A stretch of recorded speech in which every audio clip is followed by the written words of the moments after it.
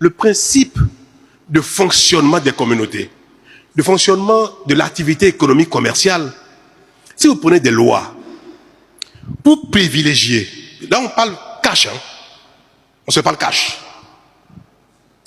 Si vous prenez des lois qui manifestement sont destinées essentiellement à protéger l'employé, personne ne viendra investir chez vous. Mais la vie est comme ça, on n'y peut rien. Et c'est la tendance des investisseurs. Si vous êtes syndicaliste, vous défendez l'emploi, le jour où vous allez créer votre entreprise, vous n'aurez plus du tout la même pensée que le syndicaliste. Or, qu'est-ce qu'on veut au Bénin? Moi, je veux qu'il y ait des milliers d'entreprises. Je veux qu'il y ait des milliers d'artisans. Je veux qu'il y ait des milliers de fermes. Je veux qu'il y ait des milliers d'élevages. Si ces entreprises, ces fermes sont au Bénin, ils vont plaire des Béninois. Non, qu'ils soient au Bénin, pour moi, est déjà suffisamment satisfaisant. Comment on fait pour que les gens viennent investir? Pour que les gens, les autres investissent? Pour que les conditions leur donnent la totale liberté d'investir? L'argent ne sait pas travailler par lui-même. L'argent a besoin d'hommes pour travailler. Si l'argent vient, si l'entreprise est créée, si ce n'est pas Bio qui travaille, ce sera Jacques, ce sera Pierre, ce sera Kodjo. Quelqu'un travaillera dedans. Je veux que globalement, il y ait des millions d'emplois au Bénin. Alors vous me direz que oui, mais si on continue comme ça, les investisseurs vont utiliser les gens à leur payer rien du tout. De sorte que tout le monde sera des pauvres employés. C'est ça, la question que ça appelle. C'est bon qu'il y ait des emplois. Mais est-ce qu'il faut que des emplois où tout le monde soit de la misère? Pour que les employés n'aient rien du tout? Ça, c'est pas bon. Et en fait, et je vais continuer. Quand il y a l'emploi, qu'est-ce qui permet également à l'entreprise de traverser le temps? Si les employés ne sont pas satisfaits, s'ils ne sont pas contents, ils ne resteront pas. Si vous maltraitez votre chauffeur, si vous maltraitez votre nounou, si vous le payez mal, vous ne l'avez pas bien, si dans le pays, nous sommes dans un environnement dynamique où il y a des emplois partout, les gens cherchent des chauffeurs partout, cherchent de nous partout, elle partira, votre chauffeur partira également. Je vous ai une fois écouté parler, dire que vous êtes panafricaniste. J'ai écouté le président Macron par rapport à l'insécurité au Bénin sur l'acquisition de l'armement, qui disait que, en fait, le Bénin n'avait pas encore la possibilité d'acquérir un certain nombre de choses. Et je voudrais véritablement savoir, parce que quand je me suis renseignée, les informations que j'ai eues, c'est que on est un peu limité à cause des accords coloniaux. Et je pense que le gouvernement est une continuité, l'État est une continuité. Dès lors que vous êtes là, quelles sont les mesures que vous prenez pour que ces accords-là soient revisés, qu'on puisse véritablement avoir la liberté d'acheter, de prendre ce que nous voulons, selon les politiques que nous définissons, selon les priorités que nous avons par nous-mêmes. Je vous remercie. Merci, madame. Merci. Je voudrais commencer ma réponse par son évocation de la souveraineté. Vous avez écouté le président Macron, vous avez dit, moi je l'ai écouté aussi, mais on n'a pas la même compréhension. En termes de souveraineté, et ça c'est important, et je voudrais que la jeunesse béninoise comprenne ce mot, et utilise ce mot, pas comme malheureusement on l'entend de toutes parts, où souveraineté veut dire simplement insulter l'autre, dire qu'il y a des colons, des impérialistes partout, et que nous ne sommes pas développés à cause des autres. Je veux le dire, il faut bien le noter. Si nous ne sommes pas développés, c'est notre propre faute. Madame, si nous ne sommes pas développés, c'est notre propre faute. Je l'ai dit ici avec les maires, je vais vous répéter ça, je vais essayer de ne pas être long. On dénonce l'esclavage, commerce triangulaire, comme un crime. C'est un crime ce qui s'est passé. Où les forces vives du continent ont été déportées pour aller développer l'Amérique. Si l'Amérique est à son niveau de développement aujourd'hui, une bonne partie, sinon une grande partie, l'essor de ce pays est lié à la force de nos aïeuls qui sont allés travailler là-bas. Mais est-ce que vous pensez, vous croyez que tous ceux qui ont été déportés sont venus, ont été raflés par les Blancs? dans les villages, dans les contrées africaines? Est-ce que ce sont les Européens, ceux qui étaient acheteurs pour amener en Amérique? Est-ce qu'ils sont venus avec fusils, aller dans nos villages pour ramasser les esclaves? La plupart ont été vendus par nous-mêmes. Donc nous sommes co-responsables, peut-être même premiers responsables. Cette bêtise-là, ce crime-là. Est-ce qu'on n'était pas souverain au moment où on vendait nos parents et consorts aux Blancs qui sont installés sur les comptoirs, dans les ports? Avant les Blancs, les Européens, on a vendu nos parents aux Arabes. On n'était pas souverain? Madame, je ne veux pas juger nos ancêtres, les consorts, tout ça. Avons-nous les moyens d'acheter les armes, les munitions qu'il faut pour lutter contre le terrorisme? Qu'est-ce que ça va avec la souveraineté? Ceux qui ont chassé les Français, les Américains, les Allemands, ça y est, ils ont vaincu le terrorisme? La souveraineté, c'est la conscience qu'on a de soi. C'est la volonté qu'on a de soi à agir avec responsabilité, sans se courber devant l'autre. On peut être dans un partenariat et être souverain. On peut être dans la coopération et être souverain. Notez-le pour de bon. On n'a pas besoin de rompre tous les liens de partenariat, tous les liens de coopération, tous les liens de relations internationales pour proclamer sa souveraineté. Être souverain, c'est être capable, dans un partenariat, de défendre ses intérêts. Dans une coopération, de défendre sa position, de défendre son intérêt.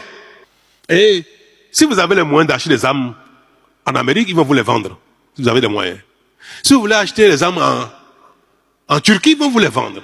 Si vous avez les moyens d'acheter en France, en Italie, en Allemagne, ils vont vous les vendre. Les gens font écoutez, le président Trump. Il le dit sans gêne. Vous voulez les armes de chez moi, payez, je vais vous vendre. Ça n'a rien à voir avec la souveraineté. Maintenant, si vous voulez qu'on vous aide, qu'on vous donne, ben en ce moment, vous pouvez dire, bon, donnez-moi, mais je viens souverain. Donnez-moi mes conditions. Les gens vous disent, payez, faites-moi ça, vous dites non, non, non, faites-moi ça, mais dans quelles conditions? Donc, le fait de solliciter l'autre, en s'ignorant soi-même, en refusant de faire des efforts soi-même, peut vous amener à perdre votre souveraineté. Et moi, depuis que nous sommes là, nous ne faisons rien sans regarder les autres en face dans les yeux. Rien.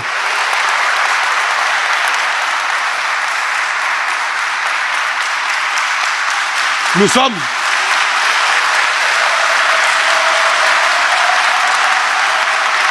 merci.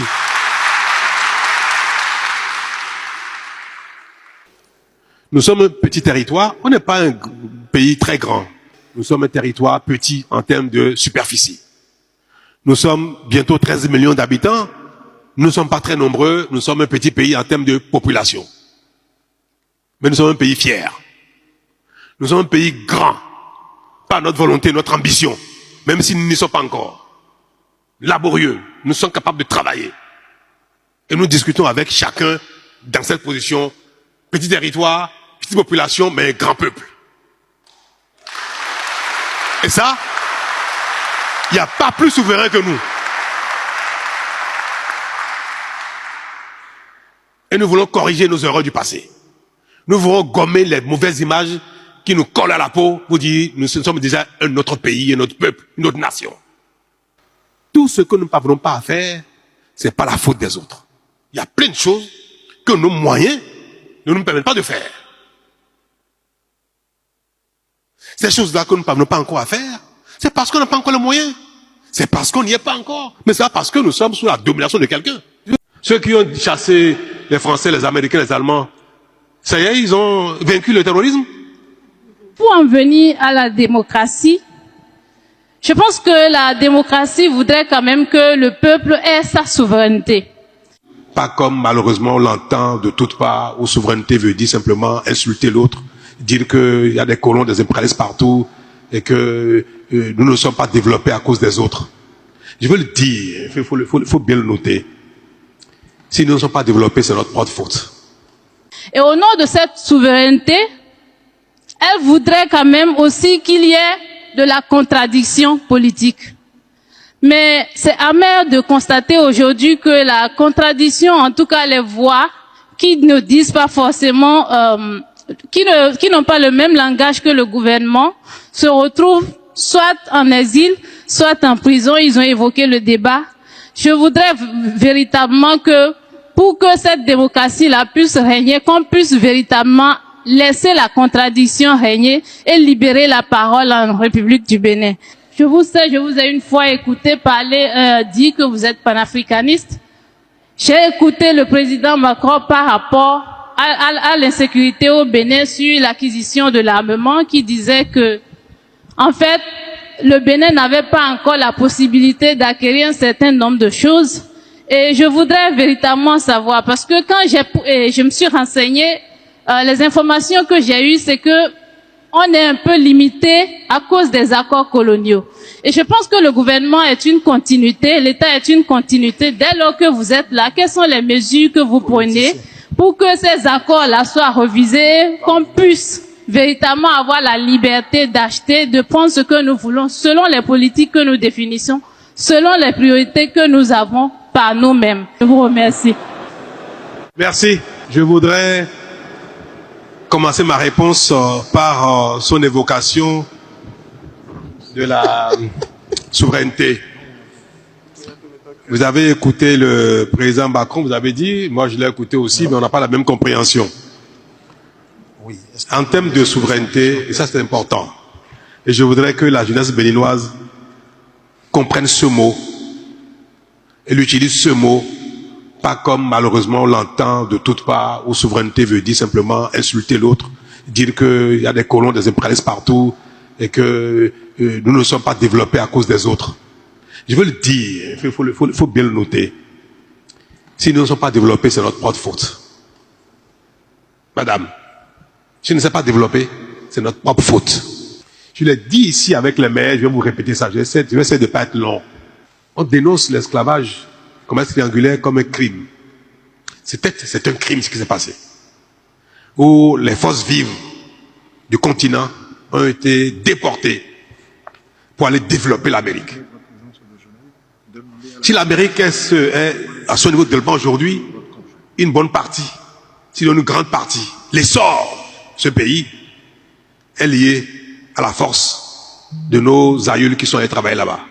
Mais est-ce que vous pensez, vous croyez que tous ceux qui ont été déportés sont venus, ont été raflés par les Blancs dans les villages, dans les contrées africaines?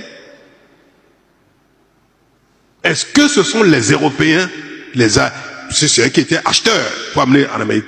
Est-ce qu'ils sont venus avec fusil, aller dans nos villages pour ramasser les esclaves?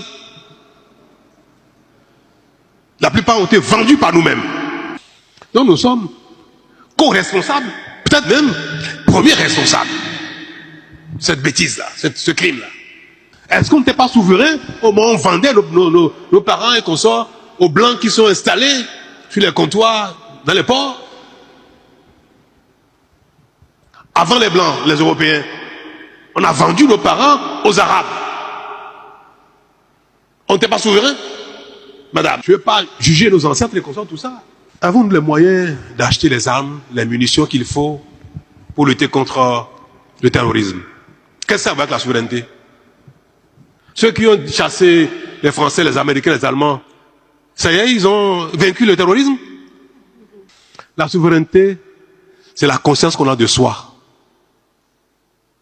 C'est la volonté qu'on a de soi à agir avec responsabilité, sans se courber devant l'autre.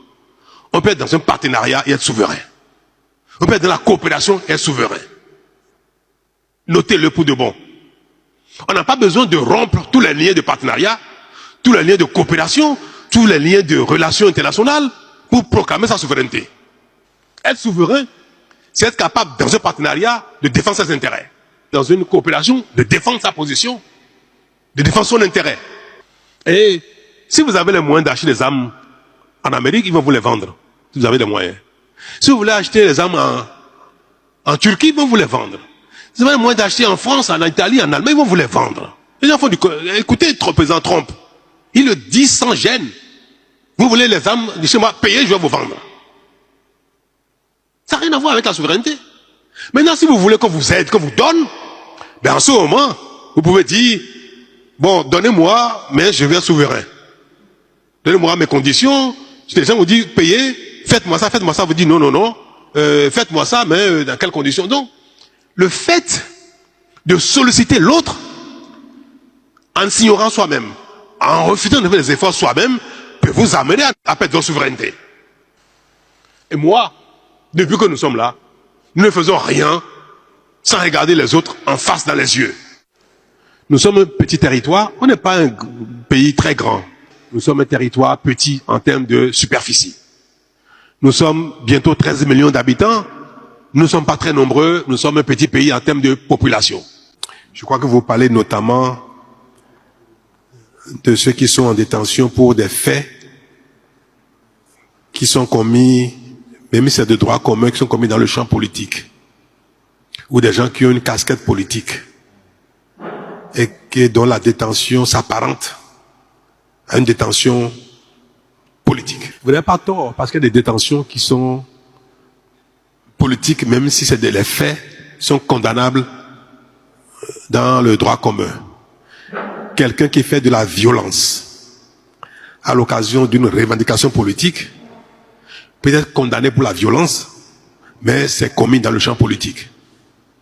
Donc, effectivement, il faut pouvoir, à un moment donné, si on est capable de faire la part des choses entre les faits de droit commun, mais qui sont commis par des acteurs politiques ou commis dans le champ politique. C'est toute la difficulté. Et en termes de faits politiques purs, le choix de montrer de la magnanimité n'est pas toujours facile. Ce choix n'est pas toujours facile. Et j'ai déjà exprimé une fois, je vais le dire à nouveau de manière très sincère.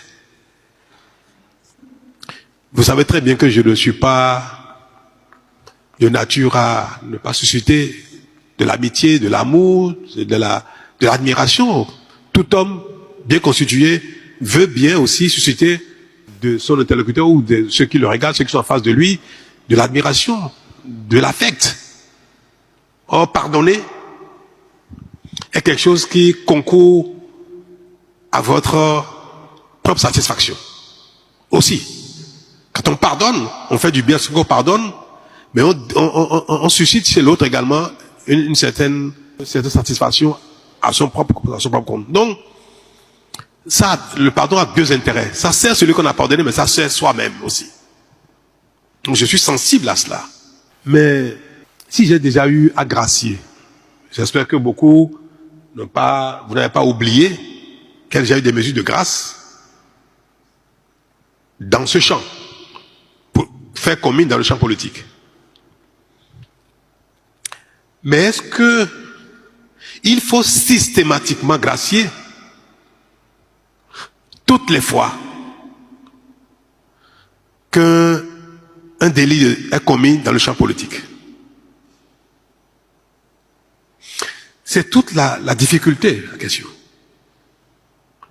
C'est parce que je veux qu'on m'embrasse, je veux qu'on m'aime, je veux qu'on m'applaudisse. Parce que j'ai aussi un intérêt à le faire, que je dois le faire de manière systématique. Parce que j'ai aussi à cœur de faire établir, de contribuer à l'établissement au Bénin d'un ordre conséquent. On peut revendiquer, on peut faire la politique, on peut contester sans enfreindre à la loi, aux règles, sans mettre en cause le bien-être d'autres personnes, sans mettre en cause le bon vivre ensemble. Et quand on observe que dans notre cheminement politique démocratique, les délits qui sont commis dans le champ politique sont systématiquement associés à la vie, l'action, la compétition politique, et tout le monde attend toujours que ce soit pardonné, soit gracié, sur l'autel de la paix politique, sur l'autel de la c'est politique. Si on le fait de manière systématique, tout le temps, est-ce que c'est bien? Est-ce que nous allons construire une société responsable? Mais c'est comme un acteur politique qui détourne les fonds publics. Parce qu'il a une cassette politique, est-ce qu'il faut systématiquement le gracier? Quelqu'un qui a volé les ressources d'une mairie, mais qui est un leader politique, et il a établi qu'il a fait ça. Alors, qui il faut gracier systématiquement? Qui ne doit pas être gracié de manière systématique et de manière récurrente? Parce que c'est un mauvais signal aussi qu'on donne dans l'assainissement de la vie publique. C'est à ça que je suis confronté. Et comme j'ai choisi de faire des réformes courageuses, j'ai choisi d'instaurer un nouvel ordre en termes de comportement, en termes de reddition de comptes, en termes de chacun doit répondre de ce qu'il fait. Est-ce que, pour mon égoïsme, parce que je veux paraître bien, je veux quand on me dit pardon, je dis oui, mon fils vient, pardon. Je sais faire, c'est fait. Est-ce que je dois donc systématiquement accéder à ça? Systématiquement. C'est pour dire que je vous comprends. Puis quand je prends acte de ce que vous avez dit, que je verrai ce qu'il faut faire, où et comment.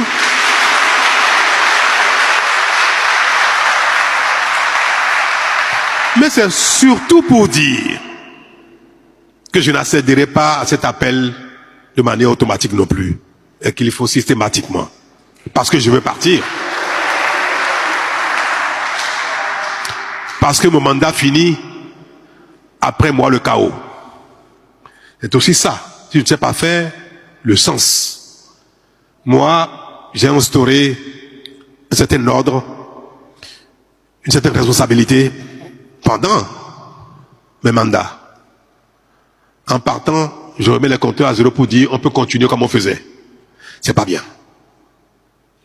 Je ne veux pas dire, même si le prochain qui viendra n'est pas quelqu'un, n'est pas mon ami, mais on l'a identifié parce qu'il est bon, il peut diriger le pays, je ne vais pas lui laisser un ordre à nouveau remis en cause, à nouveau chaotique, où tout le monde fait ce qu'il veut sans rendre compte.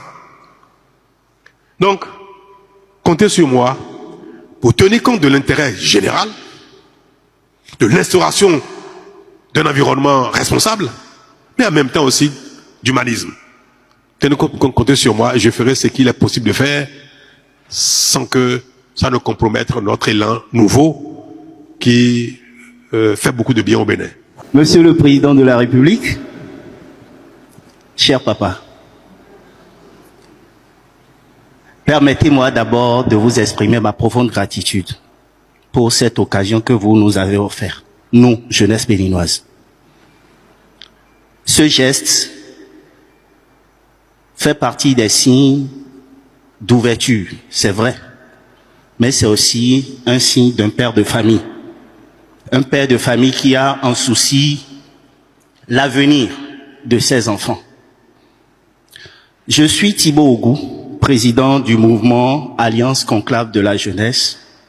Je suis un jeune béninois qui a subi en 2021 l'épreuve de la détention. C'est vrai, c'était une période difficile, certes, mais ça m'a transformé. Ça m'a appris beaucoup de choses. Ça m'a amené à peser la portée de mes choix et à me renforcer dans mes convictions citoyennes.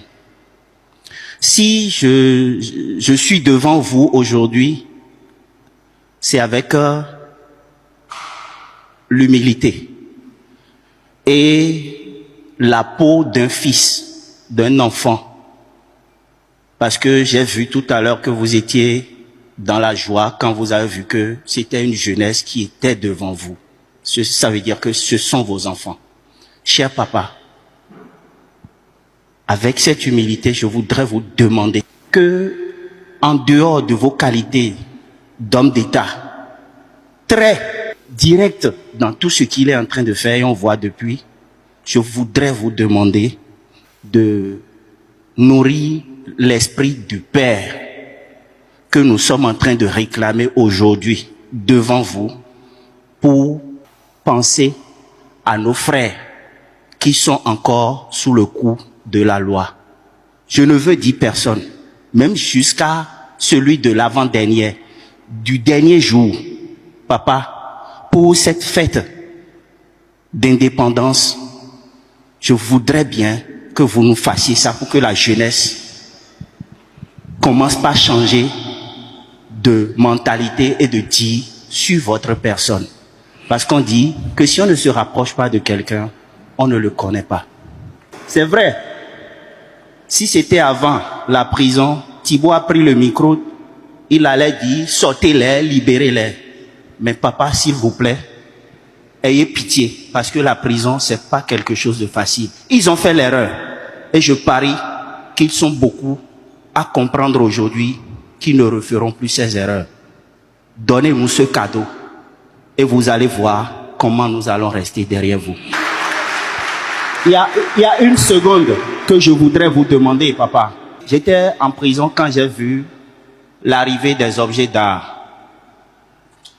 J'avais eu de tristesse parce que j'étais pas libre pour venir toucher ça de mes doigts. Mais je voudrais quelque chose. Ça va agir dans l'union de ces enfants que nous sommes au Bénin aujourd'hui. Si vous pouvez déjà enclencher des procédures pour faire ramener sur la terre béninoise les ossements du roi Béhanzin, ce serait très bien. Merci beaucoup, papa. Je sais que vous êtes un panafricaniste.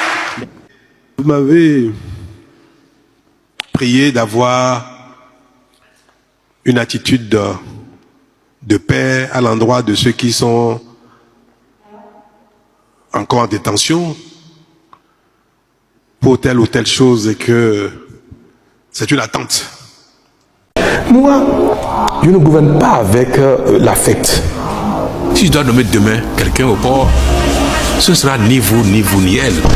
Parce que les exigences politiques que j'ai, je vais devoir, si je dois nommer quelqu'un, je vais devoir en tenir compte. L'affect, nous sommes tous dotés de cela. Et je gouverne avec la responsabilité, la raison que les citoyens béninois attendent de tous leurs responsables. Gouverner avec la raison.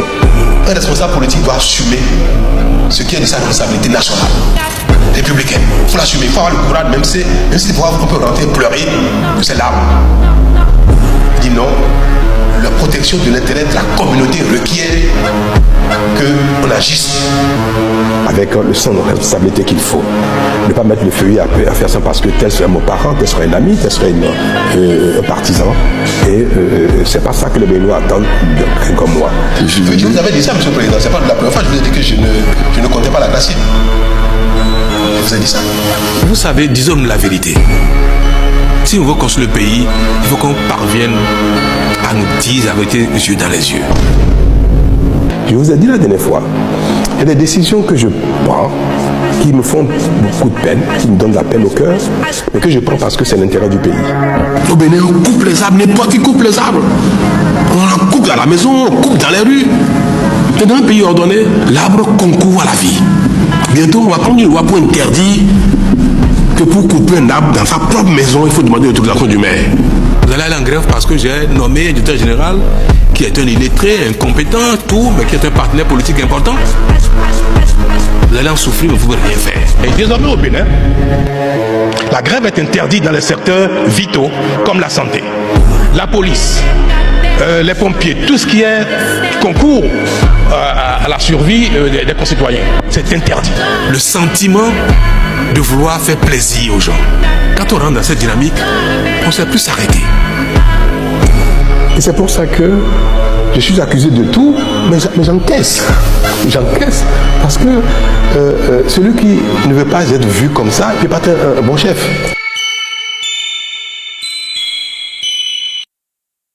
Il reste 54 milliards de francs CFA. Est-ce que véritablement nous avons les moyens de le faire? Moi, je veux bien. Ce n'est pas mon argent. Mais est-ce que nous avons les moyens de faire ça aujourd'hui?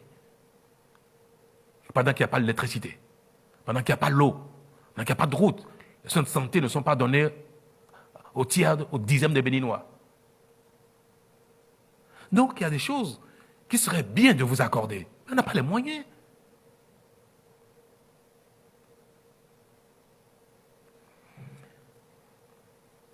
Vous savez, c'est vrai que nous avons supprimé des primes, des avantages qui ont pu éroder votre pouvoir d'achat. Mais c'est le prix à payer pour que, globalement, nous puissions faire les investissements qui nous permettront, dans 1 an, 2 ans, 5 ans, d'être moins pauvres. vais vous donner l'exemple. Quand il n'y a pas de courant du tout, la plupart d'entre nous, on achète des groupes électrogènes. Puis, parce qu'on a des primes, on peut acheter, non seulement le groupe, mais on peut acheter du gasoil dans le groupe. Si cette situation perdure et qu'au fil du temps, il n'y a plus de courant du tout, comme des pays voisins, et que tout le monde fonctionne au groupe électrogène, au gasoil, bien qu'il y ait des primes qui viennent compléter les revenus mensuels de salaire, nous allons nous appauvrir davantage. Quand on fait le calcul, le défaut de l'électricité nous crée plus de dommages que ce que l'argent nous permet d'avoir en augmentation de salaire, plutôt que de l'investir pour avoir de l'électricité pour tout le monde à bon prix. Il faut beaucoup d'argent pour que nous ayons de l'électricité. Nous faisons des efforts depuis, mais vous avez bien vu que nous ne sommes pas encore au bout de nos peines. Une centrale de 120 MW, c'est plus de 80 milliards de francs CFA. Il nous en faut 2, 3, 4. Si nous trouvons les moyens de faire ces investissements, dans 2 ans, dans 3 ans, dans 4, dans 5, dans 10 ans, nous allons nous enrichir davantage parce que les salaires que nous avons, aujourd'hui et demain, ne seront plus utilisés à acheter du gasoil. Et celui qui a de l'énergie, il progresse dans la vie. Pourquoi notre pays ne se développe pas du tout? Pourquoi il n'y a pas d'industrie? Quand vous allez au Ghana, la population du Ghana ne fait pas 2 fois celle du Bénin. Je crois que c'est au moins de 20 millions. Ouais. Mais le Ghana est la deuxième économie de la CEDEAO après le Nigeria. Le PIB du Ghana est supérieur à celui de la Côte d'Ivoire.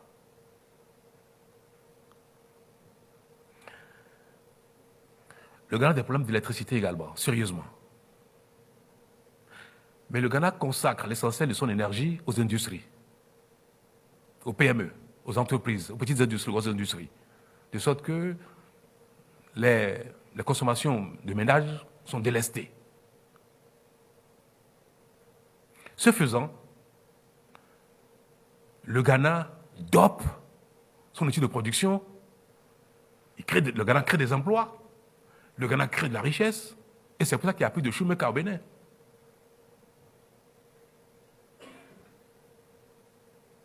Il n'y a pas longtemps, les Chinois sont venus ici investir dans la transformation, dans la métallurgie. Au bout de quelques mois, ils ont arrêté. Ils avaient un programme d'investissement, de doublement, de triplement, ils ont tout arrêté parce qu'il n'y a pas d'énergie. Nos paysans produisent de l'ananas, de très bonne qualité, l'un des meilleurs au monde.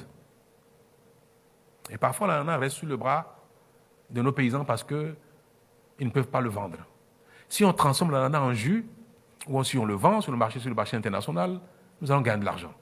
Surtout en le transformant, parce qu'il est difficile de conserver l'ananas fruit, mais on peut stocker le jus d'ananas pendant des mois.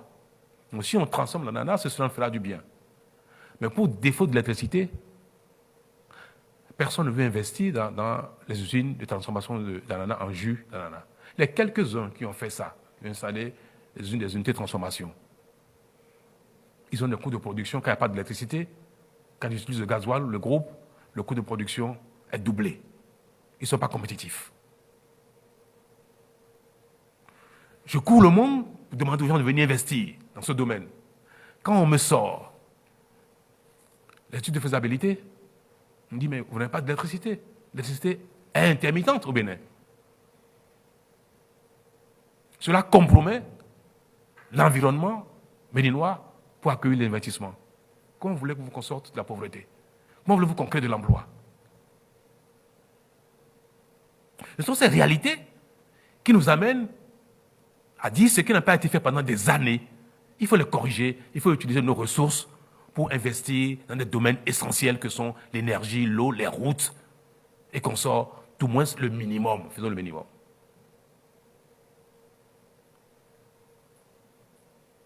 Et c'est pour ça que peut-être que nous ne changeons pas assez et que nous n'avons pas l'occasion de de nous voir souvent.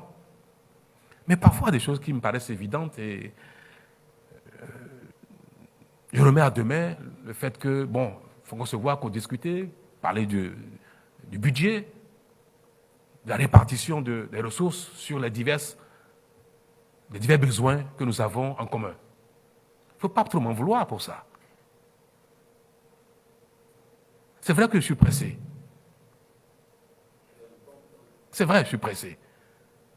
Et cela a pour conséquence que je ne consacre pas assez de temps aux échanges, à la pédagogie, à l'explication. Je sais que toutes les fois que nous avons l'occasion d'échanger, vous percevez un peu le bien fondé de nos actions. Et c'est pour ça que je vais aborder notre sujet. Pourquoi j'ai été favorable au retrait du droit de grève à deux secteurs, la santé et la justice? Pourquoi?